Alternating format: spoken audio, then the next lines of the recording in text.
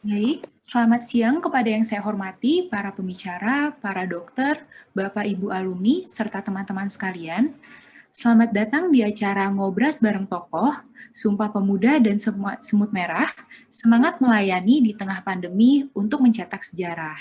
Perkenalkan, saya Michelle Nggowijaya, mahasiswa FKIK Unika Atmajaya.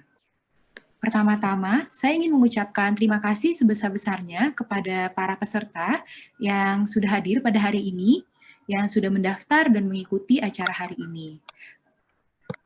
Selanjutnya, saya akan membacakan rangkaian acara hari ini. Next. Untuk agenda acara hari ini akan diawali dengan mendengarkan kata sambutan dan juga mendengarkan materi terkait peran pemuda dalam gereja dalam membangun sejarah bangsa Indonesia yang akan dibawakan oleh Romo Antonius Haryanto. Dan kemudian akan mendengarkan materi terkait keberagaman dalam gerakan pemuda dalam membangun sejarah bangsa yang akan dibawakan oleh Bapak Muhammad Nuruzaman.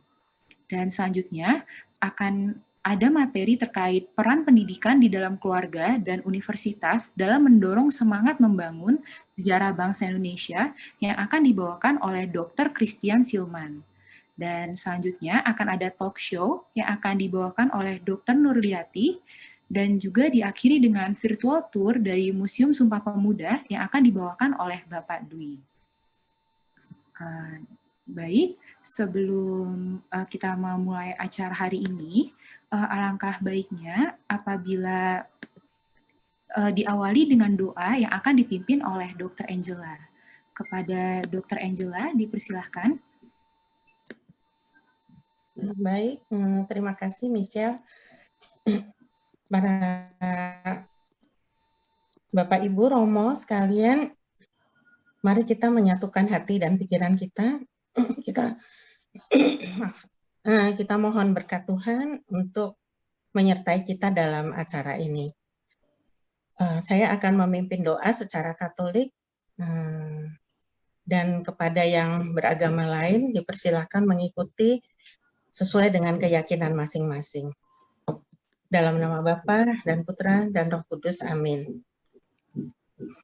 Ya Tuhan, yang Maha Pengasih dan Penyayang, segala puji syukur kami panjatkan kehadirat-Mu atas segala anugerah yang Kau berikan pada kami.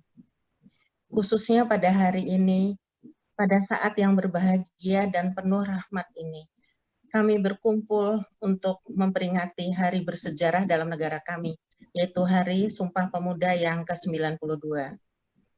Sertailah acara kami supaya dapat berjalan dengan baik dan lancar, sertai juga semua narasumber, moderator, dan semua yang terlibat dalam acara ini. Sertai juga para pemuda dan pemudi Indonesia, agar mereka menjadi orang yang mandiri, kreatif, berpikir kritis, demi memajukan bangsa dan negara Indonesia. Bimbinglah mereka agar kelak dapat menjadi pemimpin bangsa yang jujur, bijak, serta menjunjung tinggi etika dan moral. Juga dampingilah kami agar persaudaraan di antara kami tetap berjalan dengan baik untuk menuju negara Indonesia yang jaya, adil, dan makmur. Akhirnya kami serahkan seluruh acara pada siang hari ini ke dalam tangan-Mu. Terpujilah Engkau kini dan selama-lamanya. Amin. Atas nama Bapa dan Putra dan Roh Kudus. Amin. Amin. Baik, terima kasih banyak kepada Dr. Angela. Next. Untuk selanjutnya, saya memohon kepada para peserta untuk mengambil posisi hormat dan menyanyikan lagu Indonesia Raya.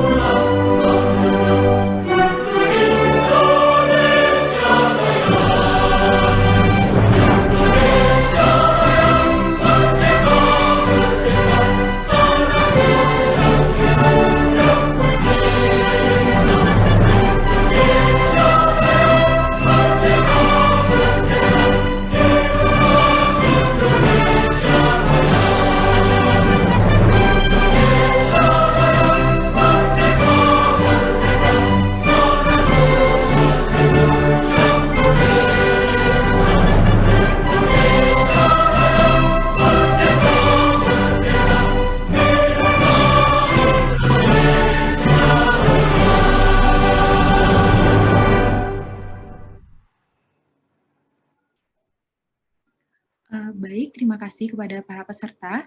Selanjutnya, kita akan mendengarkan kata sambutan dari Ketua Alumni Kedokteran FKIK Unika Atmajaya, yaitu Dr. Yudi, spesialis forensik dan mediko-legal. Dipersilahkan kepada Dr. Yudi. Baik, terima kasih, Michelle. Selamat siang, saya ucapkan kepada para pembicara, Pak Nur Zaman, Romo Hari, dan juga Dr. Christian, Dila, dan juga moderator Dr. Oli, dan juga para peserta sekalian, Bapak Ibu, rekan sejawat, ataupun yang non-medis. Saya mengucapkan selamat datang untuk ke dalam acara ini, ke dalam forum ini. Siang hari ini kita dalam rangka memperingati Hari Sumpah Pemuda yang ke-92, dengan bangga alumni kedokteran FKIK Unika Atmajaya mempersembahkan acara ini, bekerja sama juga dengan para mahasiswa dalam mempersiapkan acara ini. Kita tahu bersama bahwa 92 tahun yang lalu, suatu peristiwa penting terjadi di negara kita, di negeri Indonesia, bahwa para pemuda berkumpul dan bersatu memikirkan masa depan bangsa, sehingga mereka menghasilkan suatu yang dikatakan sebagai Sumpah Pemuda. Ya. Lalu juga dalam perjalanannya sampai dengan saat ini, nanti kita akan berbincang dengan para narasumber terkait dengan apa yang sudah dilakukan selama 92 tahun ini. Termasuk juga nanti ada generasi muda dari mahasiswi yang mewakili generasi milenial saat ini. Kita bisa berbincang, menanyakan mengenai apa yang sudah dilakukan atau apa yang akan diisi oleh para generasi milenial saat ini. Lalu juga kami menghadirkan narasumber yang merupakan keluarga dari saksi sejarah penting Sumpah Pemuda ini, yaitu adalah Dr. Christian Silman, selaku cicit dari Si Kong Lian, yang mungkin akhir-akhir ini atau beberapa minggu terakhir ini namanya sangat-sangat banyak sekali. Setiap mendekati Sumpah Pemuda, rasanya selalu sejarah itu diulang lagi, namun ada melalui forum ini, nanti kita akan dengarkan kesaksian dari Dr. Christian Silman. Bapak Ibu sekalian, saya tidak ingin berpanjang lebar, saya rasa semua sudah tidak sabar untuk memulai acara ini.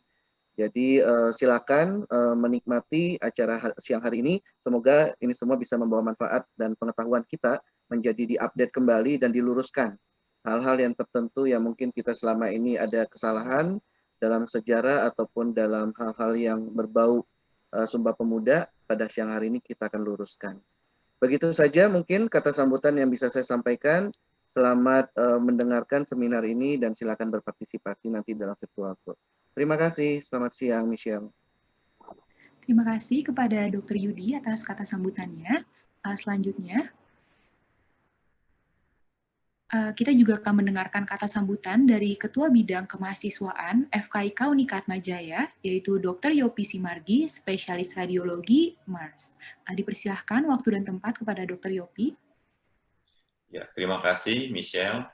Selamat siang kepada seluruh teman-teman yang sudah bergabung pada acara kita pada siang hari ini. Dan saya juga ucapkan selamat datang kepada Romo Hari, Pak Jaman, Dr. Christian, Dr. Oli, dan Mbak Dila. Juga kepada seluruh senior dan guru-guru saya yang telah bergabung. Ya, cukup menarik ngobras bareng tokoh Sumpah Pemuda dan Semut Merah judulnya. Kalau saya membayangkan Semut Merah dengan Sumpah Pemuda ini apa ya hubungannya? Semalam saya mikir gitu, tapi sebenarnya kalau ditelaah sifat-sifat yang ada di dalam komunitas semut ini sudah kita amati sejak dulu ya, para pemuda Indonesia ini sampai sekarang.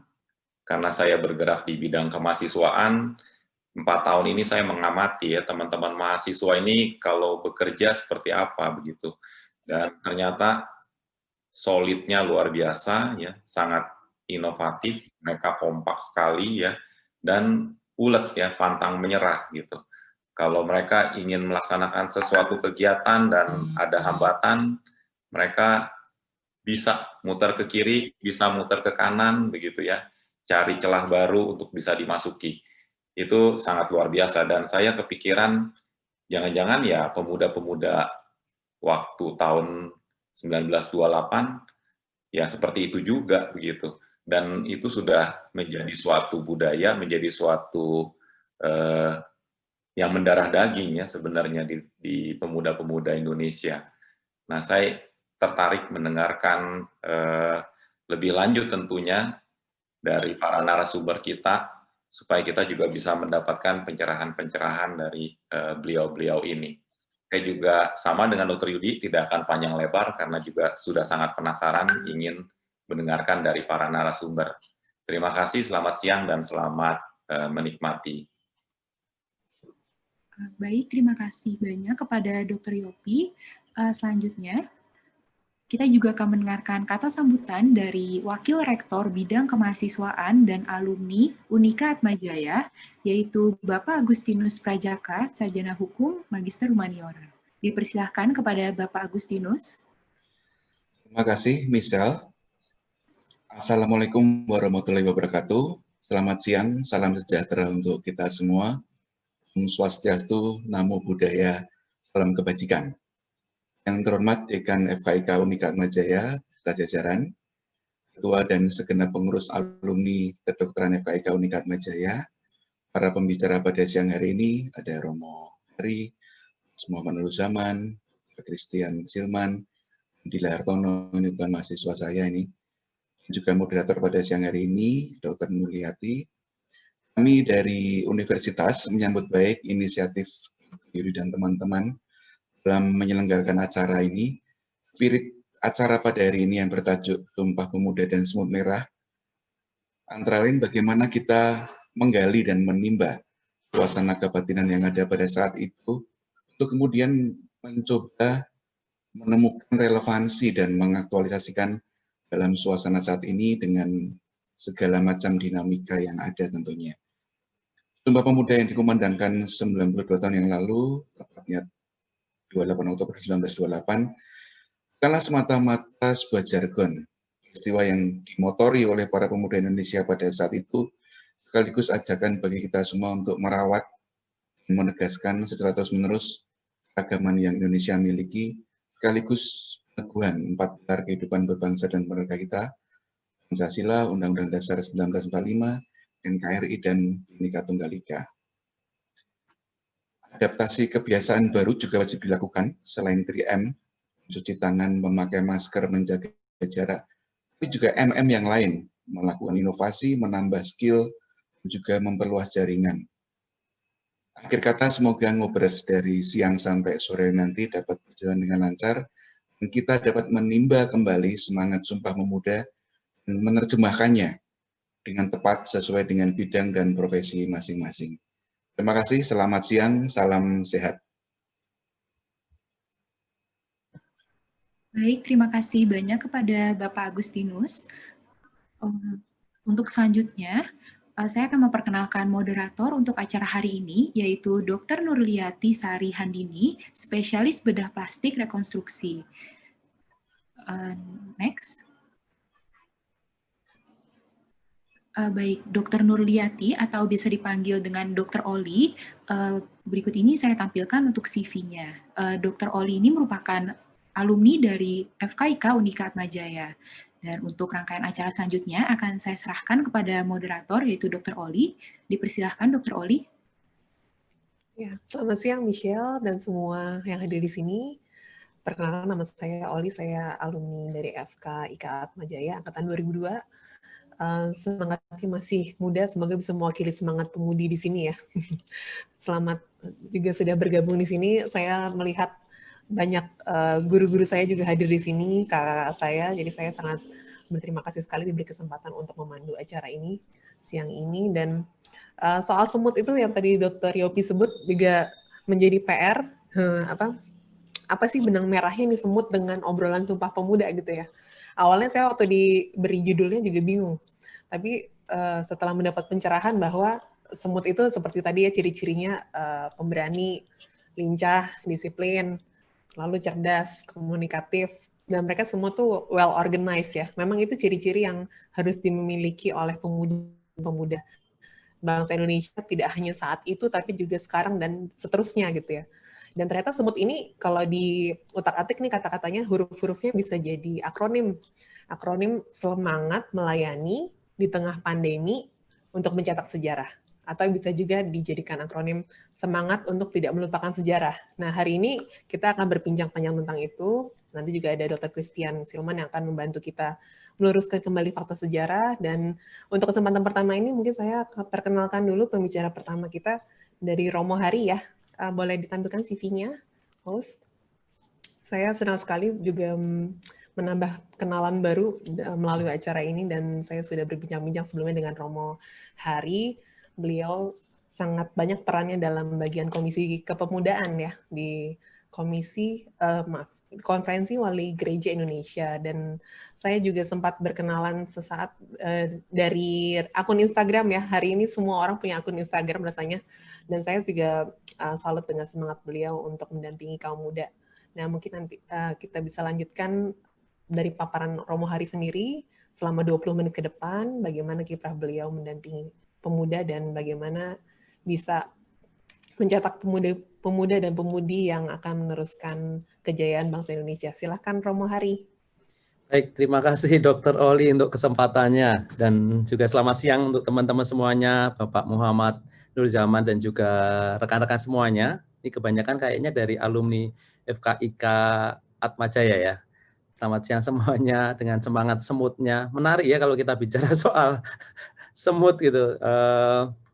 Dijauhi tetapi kita banyak belajar dari sosok semut ini. Ada saya lihat kalau lihat sosok semut itu mereka mampu bertahan di situasi dan kondisi apapun. Saya perkenalkan untuk izin share screen gitu.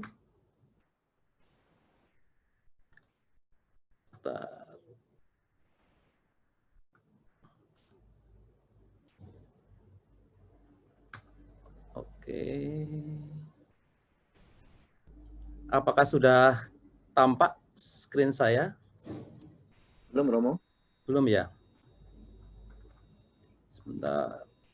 Perlu waktu biasanya sedikit, 1 menit, beberapa detik.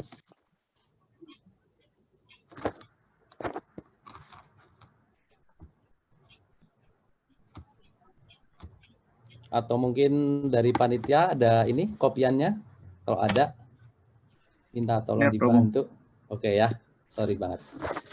Oke, bicara soal berkaitan dengan keragaman dalam gerakan pemuda, khususnya untuk membangun bangsa ini, saya teringat dengan pengalaman saya ketika 1 tahun yang lalu, persisnya 1 tahun yang lalu, 28 Oktober 2019, waktu itu diundang untuk menyaksikan pemutaran video mapping Sumpah Pemuda di Gereja Katedral. Video yang menarik, singkat, sekitar 15 menit, tetapi mempunyai daya pikat yang sangat luar biasa. Pada waktu itu salah satu yang masih saya ingat sekali, dikisahkan bahwa tanggal 27 Oktober sebelum tanggal 28 Oktober itu para pemuda mengadakan rapat terlebih dahulu di sekitaran Gereja Katedral itu, di daerah sekitar Ursulin itu. Terus kemudian ditampilkan juga bagaimana tadi ada cucunya Siu Kong Liang di Kramat, di situ menjadi lokasi untuk rapat kemudian tanggal 28-nya. Dan yang terlibat di situ ada dari beragam suku dan sebagainya, seperti yang teman-teman ketahui, yang 3 tokoh yang sangat terkenal dari berbagai tempat, dari berbagai agama dan sebagainya.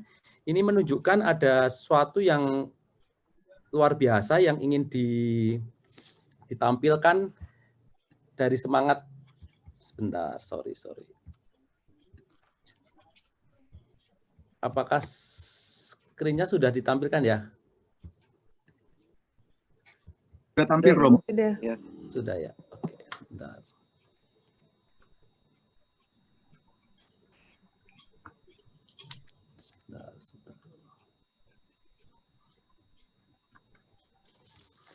Ada semangat yang ditampilkan di situ, bagaimana yang lebih besar mau ditunjukkan adalah bukan soal perbedaan, tetapi membangun kesatuan dan tantangan yang harus dihadapi bersama. Saya hadir untuk membangun bangsa ini dan memajukan bangsa ini. Kemerdekaan dan kesejahteraan bersama, semangat itu juga tergambar dari tokoh-tokoh yang bisa kita lihat, yang semangatnya berjuang sampai akhir.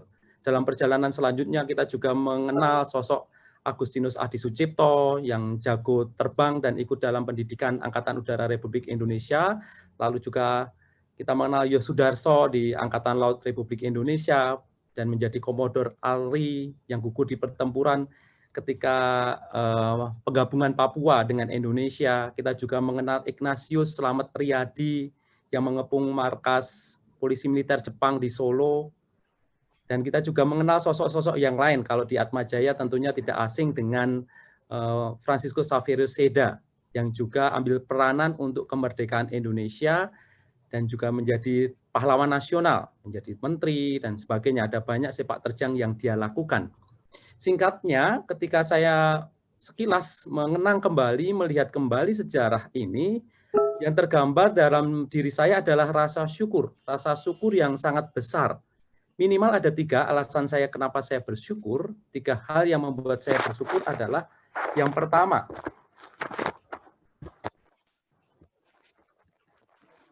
adalah pendahulu kita minimal sejak 92 tahun lalu itu menunjukkan pemuda yang mau mengatasi masalah. Bisa kita bayangkan ada penemuan bahasa Indonesia yang diterima di seantero Sabang sampai Merauke. Saya dari Jogja, kalau dulu pendahulunya ngotot harus berbahasa Jawa gitu aja, yang dari Padang harus ngotot berbahasa Padang. Ini sangat nanti ya, Indonesia ini akan repot juga gitu. Tetapi pada waktu itu ada kesepakatan bersama, tidak saling ngotot, tetapi menunjukkan visi dan kerendahan hati untuk membangun bangsa ini dalam satu kesatuan. Ini menjadi rasa syukur tersendiri bagi saya. Yang kedua, kesadaran bahwa perbedaan menyatukan dalam visi yang sama. Di banyak berita buruk di bangsa ini yang seringkali membuat kita itu serasa dicuci otaknya dan nurani kita karena adanya berita buruk. Tetapi bagaimana semangat Sumpah Pemuda ini, mereka memberikan good news, berita yang baik. Bangsa kita itu kan sebenarnya banyak berita yang baik. Dan misalnya ada banyak hal kita bisa keluar dari upaya untuk memecah belah, tidak banyak perang suku yang terjadi meskipun beragam suku yang ada di Indonesia. Berulang kali kita juga bisa mengatasi soal terorisme dan radikalisme dan sebagainya. Ini menjadi good news bagi kita semua. Dan yang ketiga, adanya pencapaian anak-anak negeri dengan segala prestasi. Solidaritas yang terbangun dan tergambar dengan jelas. Saya langsung teringat ketika melihat ini ketika ada bencana di Sinabung, ada bencana di Nias, di berbagai pelosok negeri ini, bagaimana semangat gotong royong seperti semut ini yang kemudian dilakukan, entah bantuan tenaga, materi, upaya terus kemudian pengumpulan dana dan sebagainya. Dulu ada kasus Bilqis yang harus transplantasi waktu itu, terus kemudian ada gerakan koin rupiah dan sebagainya. Ada upaya yang saya rasanya menjadi rasa syukur bahwa bangsa kita itu bertumbuh dan berkembang dengan rasa kemanusiaan yang sangat tinggi, yang mengatasi perbedaan, termasuk dalam semangat Sumpah Pemuda ini. Itu yang menjadi 3 hal yang bagi saya patut saya syukuri dan mungkin kita syukuri bersama. Dan ada banyak berita good news yang lainnya yang juga kita lihat dalam hidup kita, maka seringkali saya ajak kita, yuk kita lihat, cek di medsosku itu lebih banyak mengabarkan good news atau bad news. Tulisan komentar kita entah di WhatsApp atau kemudian kata-kata verbal kita itu banyak good news atau bad news. Kalau yang Katolik Kristiani, Injil itu kan kabar gembira, kabar sukacita. Kita ditantang untuk membawa kabar gembira, bukan bad news tetapi good news. Apakah situasi, suasana, perjalanan hidup kita itu lebih diwarnai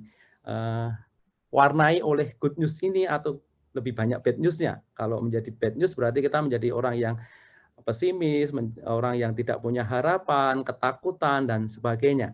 Para bapak bangsa kita telah meletakkan dasar yang kuat, yang rasanya memberikan kabar good news untuk menghentikan bad news, mengabarkan kemerdekaan, kesatuan, kesamaan, bukan keterkungkungan, bukan keterpecahan, penindasan, itu adalah good news.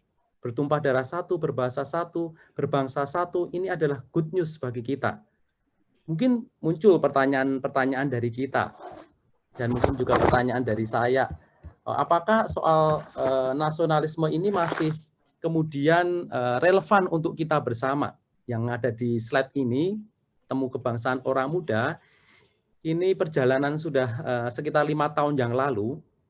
5 tahun yang lalu, waktu itu saya ketemu dengan menemui Mbak Alisa, waktu itu kita ngobrol-ngobrol, janjian ngobrol-ngobrol, terus kemudian saya merasakan kok ada sesuatu yang menarik nih di orang muda, Di sisi lain mereka kreatif, ada banyak tantangan, tetapi di sisi lain mereka juga kalau tidak dikelola dengan baik, dimanfaatkan orang untuk kepentingan sejumlah pihak saja, yang akhirnya bisa menghancurkan.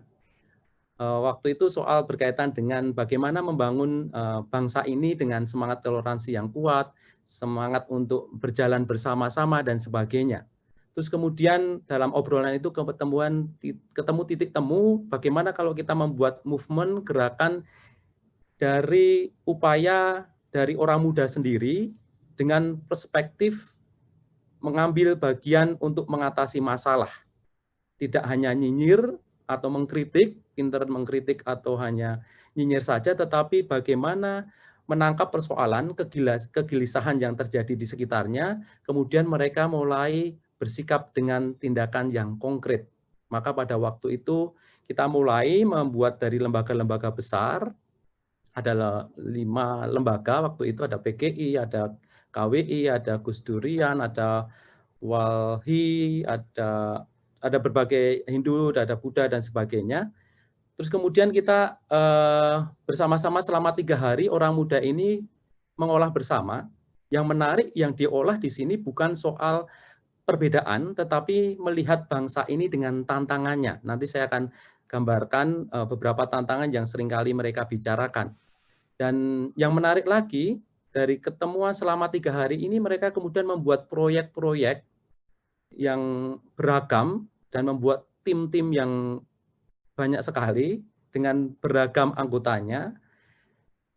Dan yang salut lagi yang seringkali saya temui adalah bukan soal kemudian mereka membuat banyak aksinya, tetapi semangat persaudaraan yang mereka bangun. Sempat suatu ketika saya ada acara di luar, mereka izin mau rapat di kantor saya, jadi kantor saya selalu saya open, mereka sudah tahu kuncinya ada di mana dan sebagainya. Ketika saya kontak mereka, udah jam 9 malam, saya tanya, masih rapat? Masih, Romo, masih di kantor. Dan mereka langsung ngomong, kami lapar, Romo. Saya pikir hanya 6 orang waktu itu. Saya bawa nasi Padang 6 bungkus. Dan sampai di kantor, ternyata ada sekitar 13 atau 15 teman-teman muda ini. Dan kemudian, waduh, sorry, kalian lapar, tapi saya hanya membawa 6 bungkus. Mereka mengatakan, nggak apa-apa, Romo, syukur, gitu kan ya. Dan mereka spontan makan itu 1 bungkus itu untuk 2-3 orang.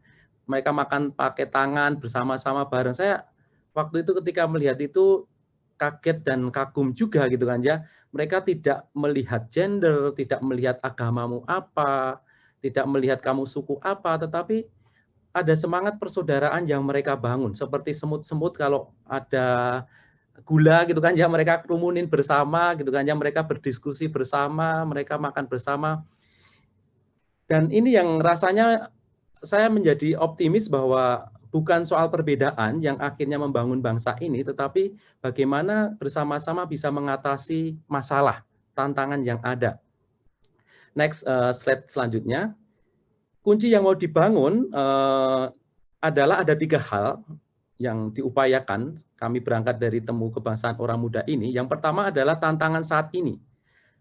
Teman-teman lebih banyak bicara tentang tantangan saat ini, bukan eksklusif tentang kami lebih baik daripada tempatmu. Kami harus jadi satu suku atau agama seagama dengan kami. Ini saya teringat dengan kata-kata Monsinyur Albertus Sugio Pranoto. Next slide. Beliau mengatakan kemanusiaan itu satu, kendati berbeda bangsa, asal-usul dan ragamnya, berlainan bahasa dan adat istiadatnya, kemajuan dan cara hidupnya. Semua merupakan sebuah keluarga besar, kata beliau. Jadi kemanusiaan itu satu, meskipun dalam keluarga itu juga berbeda. Dan dalam keluarga kita juga rasanya bukan semuanya seragam juga. Kita rasanya juga beraneka ragam. Apalagi bangsa kita menjadi satu keluarga Indonesia dan semangatnya satu, kemanusiaan itu satu. Dan kemudian yang kedua dari temu kebangsaan orang muda ini selain tantangan yang digarap saat ini adalah soal persahabatan yang natural, tidak dibuat-buat. Di atas semua ini adalah kemanusiaan yang diperjuangkan.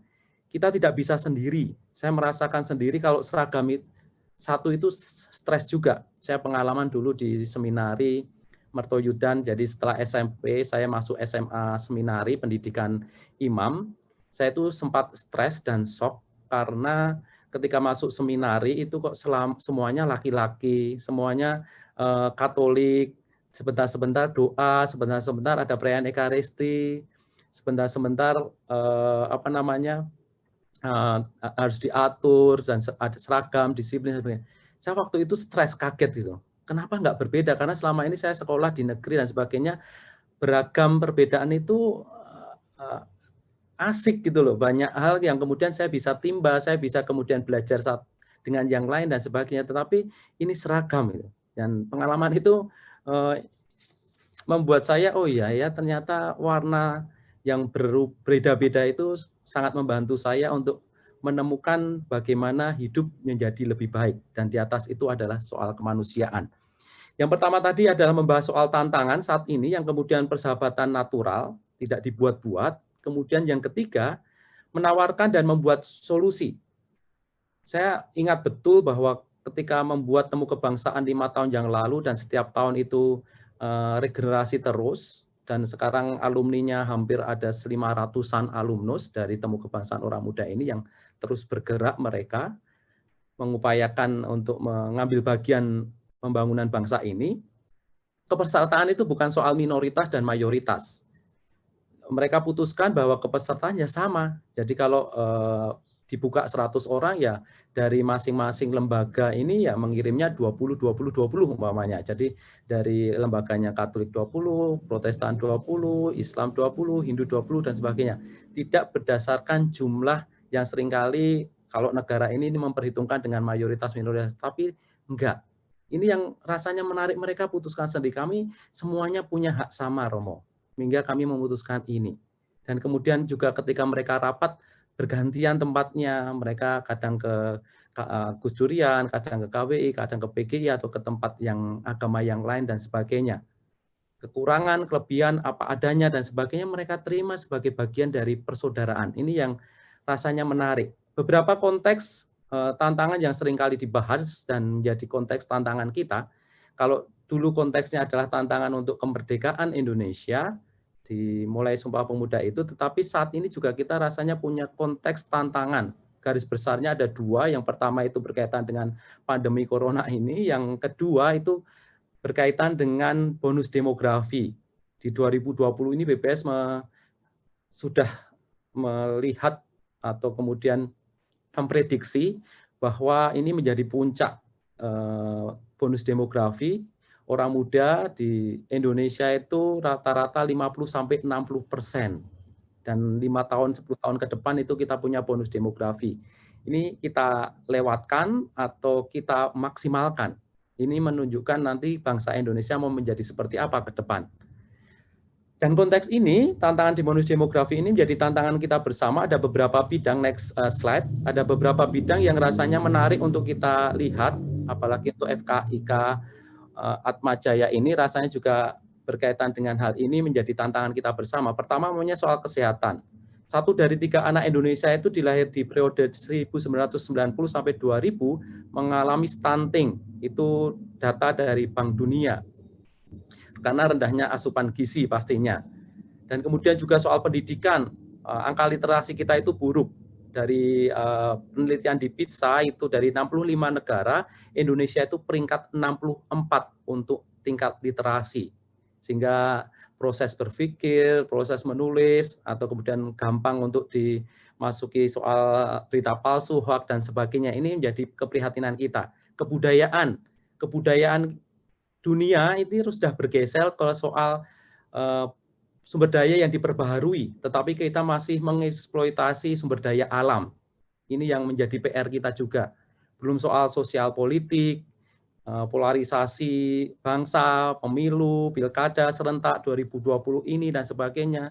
Soal ekonomi dalam pandemi ini, apalagi saya cek itu sekarang sudah angkanya 11 juta, per Maret 3 juta, per September kemarin 9 juta, sekarang sudah naik menjadi 11 juta. Ini menjadi persoalan kita bersama. Terus kemudian soal intoleransi dan radikalisme, tingkat toleransi Indonesia mengalami penurunan dari 32,30% menjadi 29,57%. Menguatnya fundamentalisme agama yang tentunya fundamentalisme yang membuat perpecahan itu, dan penyebaran tertinggi adalah di perguruan tinggi. Itu menurut VOA. Ini yang rasanya juga menjadi tantangan kita bersama. Ini beberapa bidang garapan yang menjadi tantangan kita. Kalau menjadi tantangan semut untuk memindahkan suatu tempat atau kemudian bisa bertahan hidup, ini menjadi tantangan yang ada di depan mata kita. Ini gambaran berita baiknya, good news-nya. Tahun 2016 kami Komisi Kepemudaan KWI itu pernah membuat sebuah buku. Jadi kami sebarkan, siapa yang kamu ingin usulkan sosok orang muda yang mereka itu berkarya untuk mengembangkan bangsa Indonesia ini, yang setia, disiplin, kreatif, dan inspiratif, dan karya-karyanya dan usahanya itu mengambil bagian untuk menjawab tantangan bangsa ini dan membangun bangsa ini menjadi lebih baik. Dan kemudian ada ratusan yang masuk ke kami. Setelah kami seleksi ada sekitar 30-an yang kemudian kami dokumentasikan dalam buku di 2016. Di sana ada Cita Scholastica, kemudian ada Petrus Sepi Kagoya, ini salah satu founder dan penggerak dari Kecil Bergerak, dan kemudian dia pindah ke Papua, mengembangkan gerakan Honai, mendorong orang muda di Papua untuk membaca dan mempelajari kearifan lokal di sana. Kemudian kita juga mengenal sosok Daniel Oscar Baskoro, dia mencintai sesama dengan teknologi. Kalau kita mengenal gerakannya ayosekolah.com, terus dia menciptakan Google Class Explore, dia juga menciptakan berbagai alat untuk mendeteksi hama, untuk mendeteksi sampah di sungai, di beberapa sungai di Jakarta ini. Terakhir juga dia menggunakan teknologi untuk melihat penyebaran dari corona dan sebagainya. Kemudian ada sosok Lintang Rembulan, ini sosok arsitek, tetapi dia bergelut untuk pembangunan arsitek bagi para orang miskin. Soal ketidakadilan, hak bermukim, orang miskin mencapai hidup yang lebih baik bagaimana, dan sebagainya, dia mengupayakan itu. Kemudian juga ada Puspaning Tias Sulistyowati, arsitek juga arsitek muda, dia menata ulang Gang Doli. Kemudian juga ada Ronaldus Asto Dadut, itu menggerakkan jaringan kemanusiaan Sumba, aktif di kampus, dan juga dia menggerakkan kemanusiaan di Sumba sana dengan gerakan human trafficking, pendampingan korban kekerasan pada perempuan dan anak, dan sebagainya. Kita juga mengenal ada sosok Wegas Banuteja dengan film-film pendeknya, dia seorang sutradara. Dengan film itu dia ingin mengajak orang untuk kemudian bergerak lebih baik untuk sesama di sekitarnya. Ini tokoh-tokoh yang beberapa yang kami temukan di Indonesia ini. Tentunya ada banyak tokoh yang lain, apalagi di FKIK ini banyak tokoh yang tentunya teman-teman semuanya pastinya tokoh gitu kan ya, yang punya kepedulian, punya tantangan di sekitar kita, dan kemudian tidak hanya diam tetapi bergerak dan melakukan sesuatu. Indonesia, izin 1 menit lagi. Oke, Indonesia telah 75 tahun merdeka. Kesadaran orang muda untuk bersatu dalam satu bangsa dan bahasa dan tanah air satu, berjalan bersama dalam perbedaan dalam momen Sumpah Pemuda sudah 92 tahun. Orang muda dalam kesadaran menyatukan 1.128 suku dan adat istiadat, 746 bahasa daerah, 240 agama dan kepercayaan. Orang muda menciptakan sejarah. Mereka menciptakan good news, apa yang sudah kita upayakan untuk mengisi lembaran sejarah ini. Ini menjadi pertanyaan kita. Maka saya tantang teman-teman semuanya menjadi bagian dari sejarah. Kalau mau menjadi bagian dari sejarah, maka kita harus menciptakan yang namanya good news bagi kita semua. Apa yang mau kita upayakan. Semoga ya, dengan ilmu yang kita miliki, dengan skill yang kita dapatkan, dengan privilege yang kita dapatkan dalam kehidupan kita, dan posisi teman-teman mengambil bagian, punya peran besar untuk membuat good news untuk Indonesia ini. Sehingga kita menjadi bagian sejarah Indonesia. Terima kasih. Selamat siang. Terima kasih Romo Hari. Pesannya sangat jelas dan lantang ya. Tantangan untuk semua. Dan tadi ada contoh-contoh kumpul-kumpul persahabatan ya, Romo. Menarik sekali dan mudah-mudahan kumpul-kumpul ini bisa diarahkan ke arah yang lebih positif ya. Bukan seperti tadi Romo bilang, jangan sampai dimanfaatkan untuk arah yang negatif nih. Nah, di pembicara yang berikutnya mungkin kita akan bahas lebih jauh bagaimana sih caranya kumpul-kumpul persahabatan alami ini, natural ini bisa diarahkan betul-betul ke hal yang positif gitu. Bagaimana kita bisa tahu bahwa hal ini tuh tidak diarahkan menjadi hal negatif, dan cara untuk mengenalinya adalah mengenali yang negatif itu kayak apa sih gitu ya. Mungkin banyak isu-isu belakangan ini tentang radikalisme atau bahkan terorisme gitu ya. Nah mungkin Pak Nur Zaman akan bisa membahas lebih lanjut insight tentang hal-hal tersebut.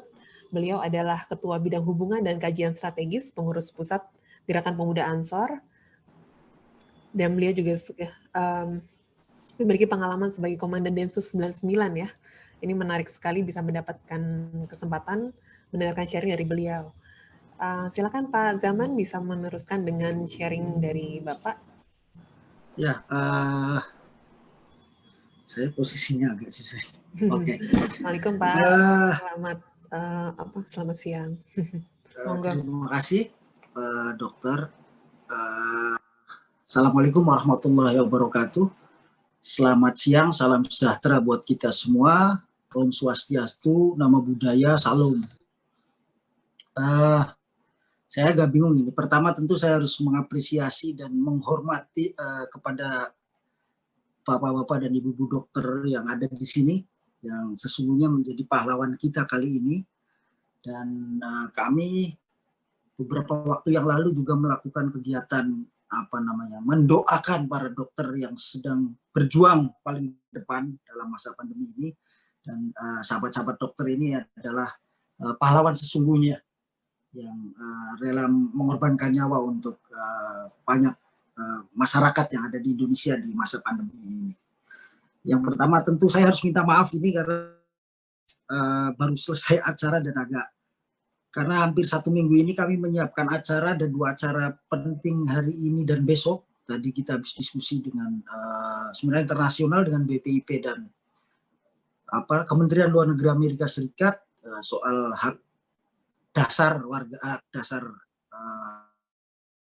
manusia. Kemudian besok kami akan menerima Menteri Luar Negeri Amerika Serikat, Mike Pompeo, di salah satu tempat yang kita juga akan berbicara soal humanitarian Islam sebenarnya. Yang pertama tentu saya harus sampaikan itu soal sejarah bagaimana sebenarnya kami, Nahdlatul Ulama atau Gerakan Pemuda Ansor itu terlibat dalam pendirian Republik ini. Untuk menjelaskan bahwa dari awal kami tidak pernah menggunakan isu agama dalam mengusung atau dalam berkomitmen dalam nasionalisme dan kemerdekaan Republik Indonesia. Yang pertama misalnya Ansor ini awalnya Gerakan Pemuda Ansor itu berawal dari namanya Subhanul Waton. Subhanul Waton ini bahasa Arab memang. Kenapa bahasa Arab bukan bahasa Indonesia? Itu karena Belanda dulu tidak tahu. Itu berdiri tahun 1916 agar Belanda tidak tahu. Subhanul Waton itu sebenarnya artinya adalah pemuda cinta tanah air. Didirikan oleh Ki Wahab Hasbullah, salah satu pendiri NU, dan kemudian inilah yang menjadi cikal bakal berdirinya Nahdlatul Ulama dan Gerakan Pemuda Ansor tentunya. Termasuk Nahdlatul Ulama. Nahdlatul Ulama itu sebenarnya juga nama yang dibuat dengan menggunakan bahasa Arab agar Belanda tidak paham. Karena bahasa Arab tidak tahulah kira-kira kan begitu. Nahdlatul Ulama itu artinya sebenarnya kebangkitan para ulama. Nah, orang hari ini lebih menganggap bahwa yang namanya ulama itu tokoh agama Islam. Padahal yang dimaksud dengan ulama itu sebenarnya orang yang memiliki ilmu pengetahuan. Itu ulama sebenarnya. Jadi dokter pun sesungguhnya adalah ulama karena memiliki keahlian dalam keilmuan kedokteran. Jadi ulama itu bukan hanya soal keagamaan. Nah ini yang mungkin sahabat-sahabat atau teman-teman harus pahami, bahwa posisi kita sejak awal itu adalah memilih untuk tidak menggunakan agama sebagai alat perjuangan kita untuk mendirikan negara kesatuan Republik Indonesia. Dan kita tahu di Sumpah Pemuda itu hampir keberagaman itu menjadi satu. Di situ muncul ada beberapa pemuda-pemuda yang dari Ambon, dari Jawa, dari Sunda, dari Sulawesi, dari Sumatera, berkumpul semua dan melakukan Sumpah Pemuda untuk menjadi tonggak lahirnya negara kesatuan Republik Indonesia. Nah, kami di Ansor ini punya tiga tesis utama dalam menghadapi, atau kita anggap sebagai 3 tantangan utama yang ada di Indonesia hari ini. Yang pertama adalah, tantangan pertama itu adalah kita sebut sebagai klaim kebenaran. Mohon maaf saya tidak pakai slide, moderator. Klaim kebenaran. Klaim kebenaran itu, atau mohon maaf, yang pertama itu adalah ada sekelompok orang yang ingin merubah konsensus kebangsaan yang sudah dibangun dan disepakati oleh para pendiri bangsa, yaitu NKRI, Pancasila, Bhinneka Tunggal Ika, dan Undang-Undang Dasar 1945. Itu adalah konsensus kebangsaan yang dibangun disepakati bersama-sama oleh para pendiri bangsa, oleh seluruh umat beragama yang ada di Indonesia, dan menjadi ketetapan. Tetapi hari ini tantangan pertama kita, menurut kami hari ini, ada sekecil kelompok yang mulai merongrong.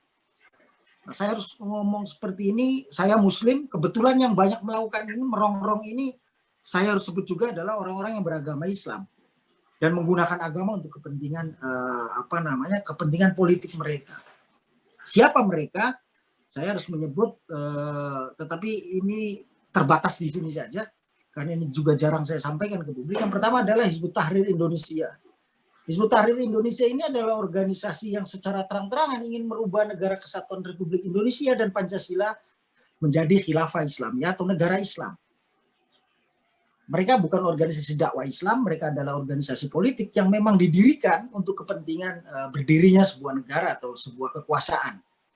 Nah, kami orang Islam, tetapi kami menolak dan menuntut pembubaran mereka. Pembubaran Hizbut Tahrir Indonesia. Kenapa? Karena kami memiliki keyakinan bahwa konsensus atau kesepakatan kami bersama-sama dengan seluruh pendiri bangsa ini adalah komitmen yang harus dijaga sampai mati. Karena itu adalah warisan para pendahulu kami atau ulama-ulama kami, kiai-kiai kami yang bersepakat dengan para pendiri bangsa. Nah, Hizbut Tahrir salah satunya. Dan kami menolak dan meminta agar pemerintah membubarkan Hizbut Tahrir. Bahkan kebetulan saya menjadi salah satu saksi ahli dalam sidang pembubaran Hizbut Tahrir ketika Hizbut Tahrir melakukan tuntutan kepada pemerintah di PT UN, saya diminta oleh pemerintah untuk menjadi salah satu saksi ahli dalam sidang itu. Yang kedua, selain Hizbut Tahrir adalah Ikhwanul Muslim. Ikhwanul Muslim ini adalah kelompok Islam. Hizbut Tahrir dan Ikhwanul Muslim itu adalah kelompok Islam transnasional atau kelompok Islam yang tidak memiliki akar kultural di Indonesia. Mereka bertransformasi di Indonesia, bahkan Ikhwanul Muslim berubah menjadi partai politik di Indonesia. Saya seringkali menyebut partai politik ini akan melakukan kudeta konstitusional terhadap Republik ini. Karena kalau mereka menguasai lebih dari separuh di parlemen misalnya atau di MPR, maka konstitusi kita akan berubah. Mudah-mudahan partai ini tidak akan pernah besar. Bapak-bapak dan ibu-ibu mungkin atau tahu partai politik apa. Saya tidak usah menyebut nama partai politiknya, tapi insya Allah tahu semua. Yang kedua, masalah tantangan yang kedua bagi pemuda di Indonesia, yang kedua itu adalah ada sekelompok orang yang merasa benar sendiri dan orang lain selain mereka salah. Nah, ini muncul di tengah-tengah kita bisa lihat di dunia maya, di media sosial, bagaimana pertarungan bahwa selain mereka itu salah. Ada orang yang membenci misalnya pemerintahan saat ini, apapun yang dilakukan pemerintah walaupun benar ya tetap salah karena bukan bagian dari mereka. Demikian juga orang yang membela pemerintah saat ini mati-matian. Orang yang melakukan kritik saja, kritik terhadap pemerintah misalnya itu dibully habis-habisan. Padahal mereka pendukung pemerintah, tetapi karena mengkritik misal itu dihabisi betul. Ini yang terjadi hari ini. Ini menjadi tantangan serius bagi kita para pemuda di Indonesia misalnya. Nah, klaim kebenaran inilah yang menjadi masalah. Selain persoalan agama, ada kebenaran politik yang karena mungkin polarisasinya sangat jelas, berbenturan berhadapan-hadapan, maka kemudian muncul persoalan-persoalan saling mengklaim mana yang paling benar dan mana yang dianggap salah. Dan kelompok saya benar, selain kelompok saya mereka pasti salah. Ini yang terjadi. Kemudian yang ketiga, kami biasa menyebut sebagai silent majority atau kelompok mayoritas yang diam. Isu pertama tentang kelompok yang ingin merubah konsensus kebangsaan dan kelompok yang merasa benar sendiri selain kelompok mereka salah, itu karena apa? Ini sebenarnya kelompok-kelompok kecil. Ini karena apa mereka kemudian begitu masif dalam bentuk narasi tentunya, dan terjadi perdebatan yang keras, itu karena silent majority. Mayoritas penduduk Indonesia itu sebenarnya menolak kelompok yang pertama maupun kelompok yang kedua. Tetapi lebih banyak diam. Kenapa? Karena tidak merasa berhubungan langsung dengan isu yang dihadapinya. Inilah yang menjadi masalah sehingga kemudian kelompok-kelompok yang ingin merubah konsensus dan kelompok yang merasa benar sendiri ini semakin membuat gaduh dalam tanda petik di konteks kebangsaan Indonesia ini.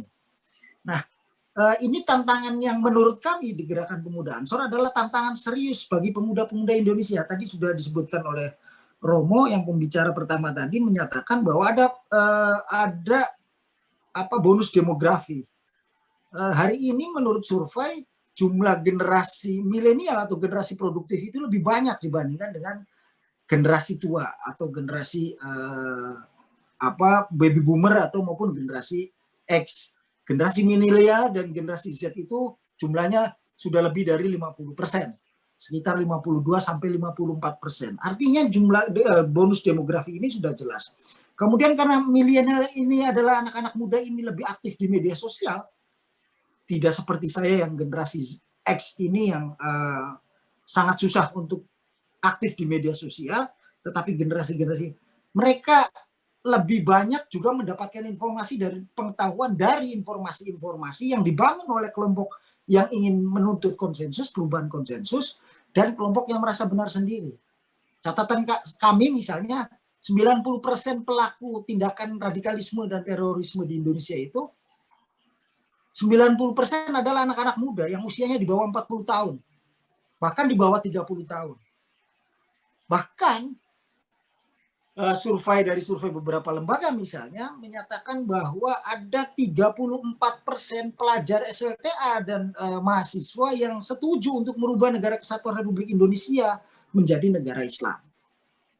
Nah, ini menjadi tantangan serius buat kami sebagai orang Islam, tetapi juga seringkali saya sampaikan kepada teman-teman lain bahwa tantangan yang terjadi ingin adanya perubahan konsensus yang dilakukan kelompok tertentu dan klaim kebenaran ini bukan hanya masalah yang dihadapi oleh umat Islam atau mayoritas atau saya sebagai orang Islam, tetapi ini adalah masalah kebangsaan yang harus diselesaikan bersama-sama oleh seluruh elemen bangsa, bukan hanya kami di Ansor, di NU atau di umat Islam saja, tetapi di teman-teman lain, di komunitas lain juga harus ikut bersama-sama menyelesaikan persoalan ini.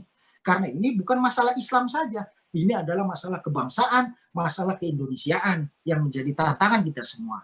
Nah, mayoritas diam inilah yang kita sebut, kita bayangkan adalah mayoritas yang selain menganggap bahwa tidak ada hubungan secara langsung, tidak direct dengan masalah yang dihadapi, juga karena menganggap bahwa ini hanya masalah sebagian saja, masalahnya Ansor atau NU saja atau umat Islam saja. Bukan masalah dari masalah kebangsaan. Padahal sesungguhnya yang terjadi adalah masalah kebangsaan. Kami tidak pernah menginginkan negara ini berubah menjadi negara Islam. Kami akan tetap mempertahankan Indonesia tetap menjadi negara kesatuan Republik Indonesia, Pancasila, Bhinneka Tunggal Ika, dan Undang-Undang 1945. Itu menjadi komitmen kami sampai kapanpun. Bahkan selalu kami diingatkan oleh kiai-kiai kami, oleh ulama-ulama kami yang menyatakan bahwa tidak ada Indonesia kalau tidak ada Katolik, tidak ada Indonesia kalau tidak ada Kristen, tidak ada Indonesia kalau tidak ada Islam, dan tidak ada Indonesia kalau tidak ada Hindu, Buddha, dan Konghucu. Tidak ada Indonesia kalau tidak ada Batak, Sunda, Jawa, Bali, Bugis, dan lain-lain. Papua. Jadi Indonesia itu ada karena ada kelompok-kelompok lain. Nah inilah pengejauhan tahan dari Sumpah Pemuda yang dilakukan oleh para pendiri bangsa ini dulu pada tahun 1928 dengan berkumpul pemuda-pemuda baik itu Muslim maupun non-Muslim, Katolik, Kristen, Hindu, Buddha berkumpul dan melakukan Sumpah Pemuda. Ini bagian dari komitmen yang harus kita jaga bersama-sama, dan di sini letaknya kita harus menjaga komitmen ini bersama-sama. Pemuda yang terlibat dalam radikalisme itu sekitar 90%. Pelaku kekerasan, bahkan pelaku teror itu hampir 90% menurut catatan kami. Rata-rata di bawah usia 35 tahun. Nah, yang menarik sebenarnya adalah karena tindakan radikalisme atau terorisme itu tidak berdiri sendiri. Dia bukan tindakan yang begitu saja terjadi. Dia harus mengalami proses. Nah, ini biasanya anak-anak muda yang mengalami ini. Prosesnya apa? Pertama itu ada, kita sebut sebagai ultra konservatif. Ultra konservatif ini adalah dia merasa benar sendiri, orang lain selain dirinya itu salah. Tetapi hanya masih dalam sikap, masih dalam pikiran, tidak dalam bentuk apapun.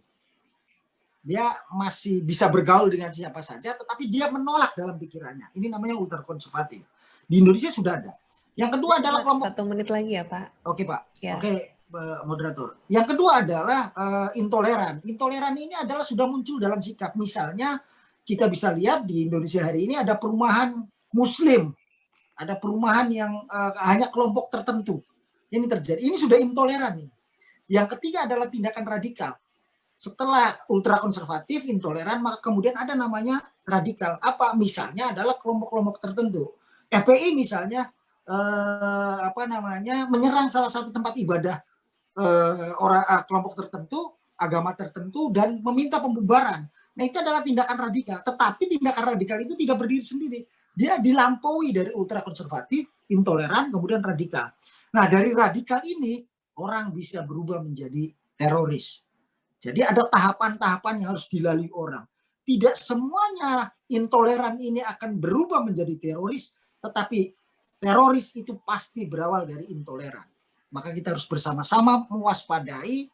Sekali lagi, mayoritas diam ini, Ibu Dokter, Pak Dokter, teman-teman, sahabat-sahabat lain yang ada di Atmajaya, misalnya Fakultas Kedokteran, harus bersama-sama, tentu juga dengan kami semua, untuk menghadapi tantangan yang sedang terjadi di bangsa Indonesia. Itu tantangan yang pertama tadi adalah rongrongan terhadap konsensus, yang kedua klaim kebenaran, ini karena polarisasi politik, yang ketiga itu tadi adalah soal silent majority.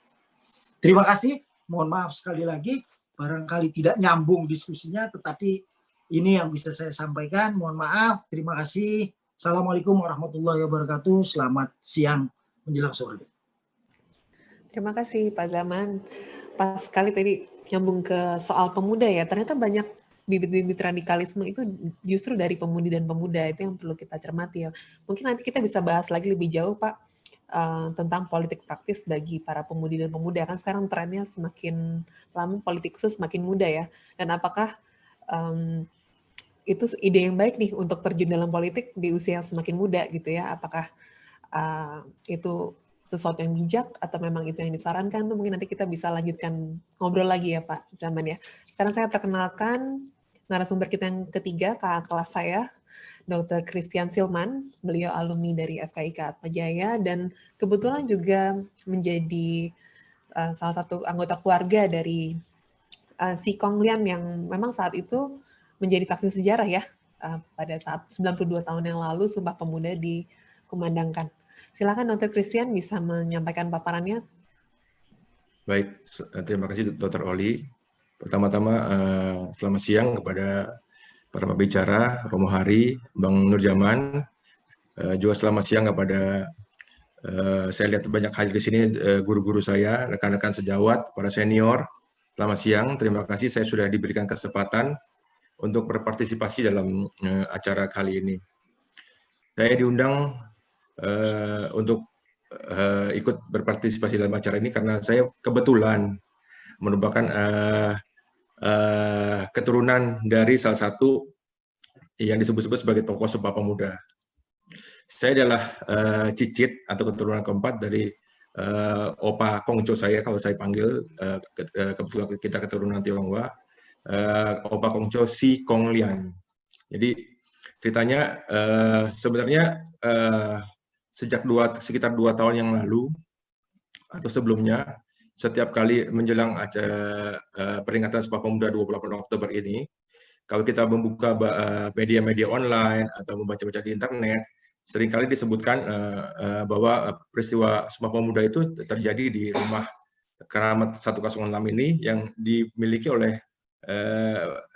seorang yang bernama Si Kong Lian. Tetapi sering dituliskan bahwa tidak banyak yang mengetahui siapa itu Si Kong Lian. Bahkan kalau kita mencoba menelusuri Google Image, foto-foto yang keluar seringkali bahkan tidak sama sekali bukan foto Si Kong Lian yang benar. Nah, berdasarkan itu saya merasa terusik untuk sekitar meluruskan sejarah sebenarnya. Nah, mungkin saya akan sedikit cerita gedung yang ada di Jalan Keramat 106 ini, yang sekarang dikenal dengan Museum Sumpah Pemuda, bagaimana ceritanya zaman dulu. Jadi Si Kong Lian itu lahir pada tanggal 3 Januari 1878. Kemudian pada usia 30 tahun atau 1908, beliau membeli rumah yang beralamat di Jalan Keramat 106 ini, yang sekarang kita kenal dengan Museum Sumpah Pemuda. Menurut catatan yang kami coba cari, Museum Sumpah Pemuda ini awalnya dibuat